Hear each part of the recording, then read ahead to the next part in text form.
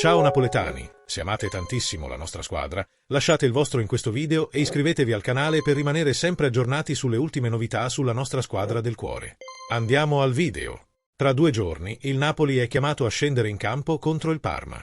Sugli spalti di un Maradona gremito, il popolo partenopeo cercherà conferme e certezze dalla squadra guidata da Antonio Conte, dopo un avvio sorprendente ribaltato dal Tris contro il Bologna. Nonostante un secondo test nello scorso campionato con ottimi risultati, ci si aspetta che il tecnico salentino possa comunque portare in campo qualche piccola novità rispetto a quanto già visto con le squadre nei primi 2 gironi. I tifosi, dopo averlo accolto trionfalmente, ora possono applaudire a gran voce l'esordio di Romelu Lukaku. Tanto voluto da Conte per potenziare il suo attacco, Big Rom è pronto a incantare ancora una volta un campionato che già conosce benissimo, viste le parentesi di Inter e Roma.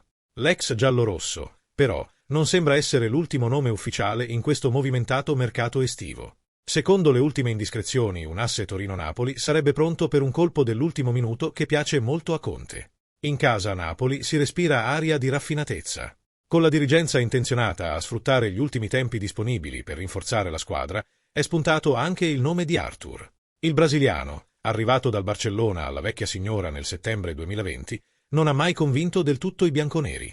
E così, dal 2022, veste le maglie del Liverpool e della Fiorentina.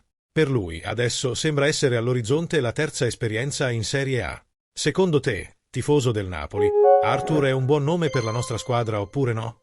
Voglio sapere la tua opinione qui nei commenti. Metti mi piace al video e iscriviti al canale alla prossima.